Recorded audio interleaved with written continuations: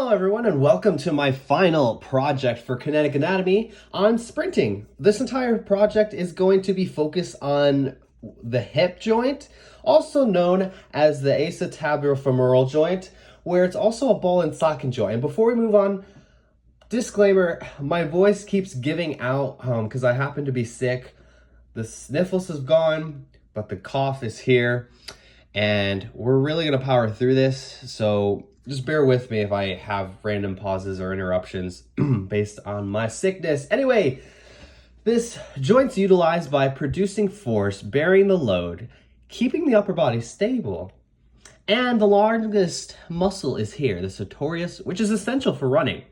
It's a synovial joint, and its degrees of motion is triaxial, which means it can go flexion, extension, abduction, adduction, internal and external rotation. Basically, all of the above is what it can do. So, more on why I chose this joint.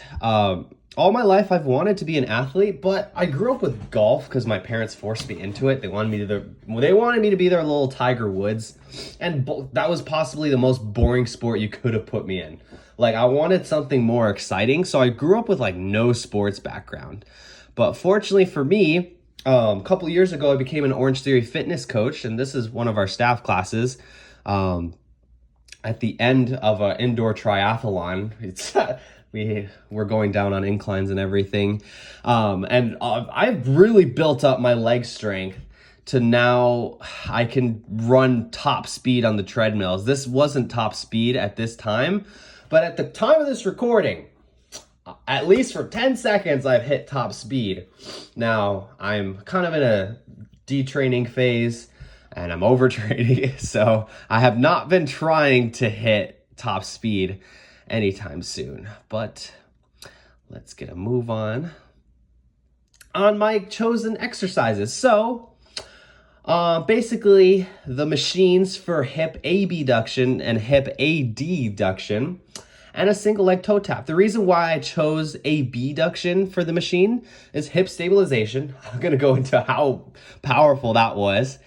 And of course, we chose adduction for its stabilizing mechanism for us to engage in hip flexion, and single leg toe taps, where we can strengthen our knee, quote unquote, because of the unstable environment. So basically, injury prevention. Now, with abduction, the muscles involved are the glute medius, minimus, and a TFL muscle. We also have antagonists, where it's our adductor, brevis, longus, and magnus, gracilis, and pectineus, where all those are our antagonists.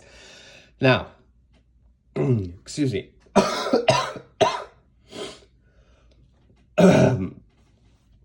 Excuse me. All right, diving back into the TFL, since it's part of the IT track, it also does knee flexion and extension, but not much is contributed to it because it's basically pretty indirect.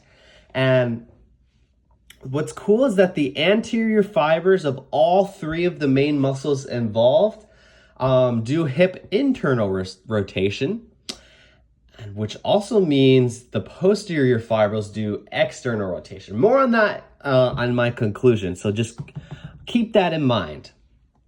Now, the eccentric motion is going to be when the knees move medially.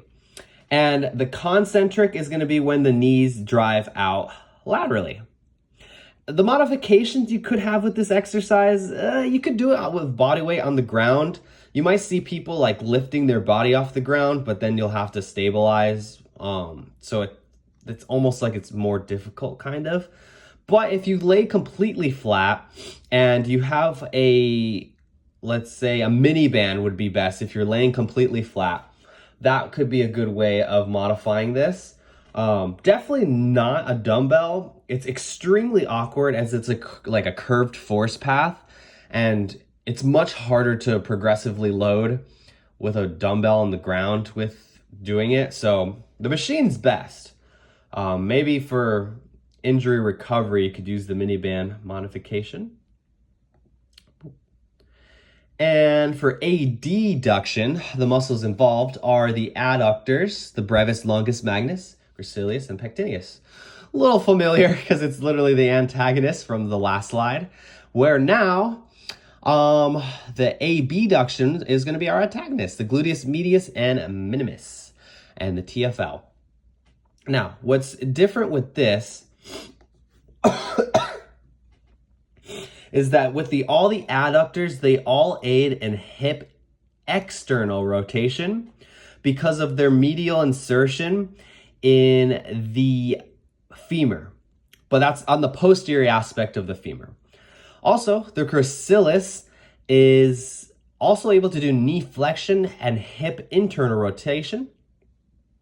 And when we talk about the eccentric motion, it's when the knees are moving out laterally this time, and concentric will be the knees moving medially.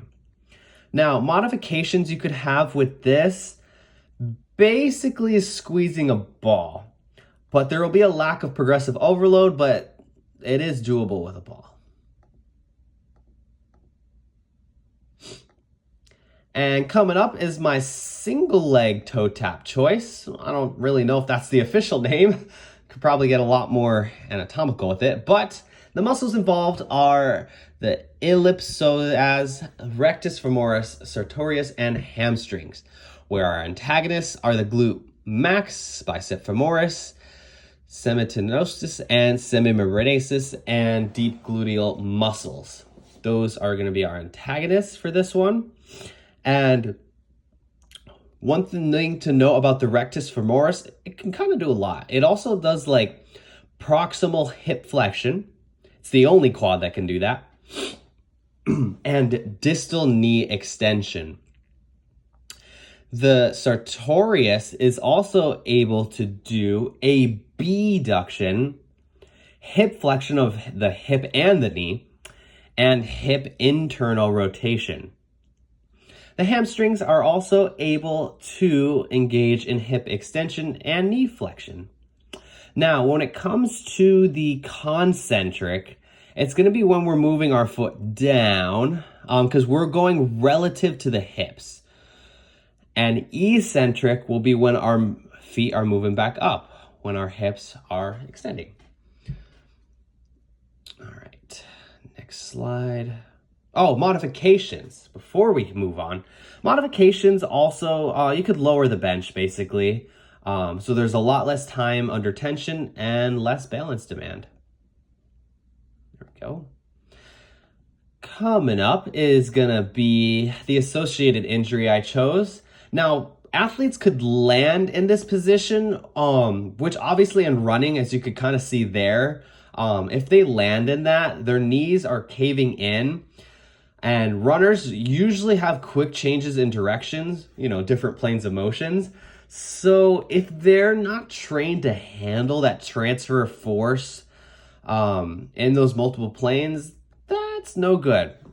Right now we're focusing more so on the knees patellofemoral joint. And there's two ways we can decrease the occurrence of this. One is to strengthen the abductors, which is, no, I wanted to go backwards. Abductors, so this one. And we could also squat with mini bands around the knees so we have more of a medial force. So then the knees will have to push, not medially, laterally. Oh my God, I'm looking at this backwards. So the knees will be trained to push laterally because of a medial force. Woo! Brain twister. All right, in conclusion, the hip does a lot more than I thought with sprinting, and I've recognized this firsthand because the glute med, oh my gosh, it really does hip stabilize, because as soon as I added this before I even knew what it did to my training program, the glute medius, training with, with abduction, I feel like I'm a smooth car and I can just handle really fast speeds much smoother. It's wild. So that was one of the coolest things, just having real life connection to that. And also, like I mentioned earlier, posterior and anterior fibers of the same muscle can do opposite actions. Because I really thought it was just going to be completely different muscles that do opposite actions. But nope, the same one, just based on the front or back, can do different things. Thank you for listening. Sorry this took so long. Hopefully you enjoyed the aesthetic I went for. And yeah, any feedback, let me know. Corrections, please do let me know. Yeah, thank you so much.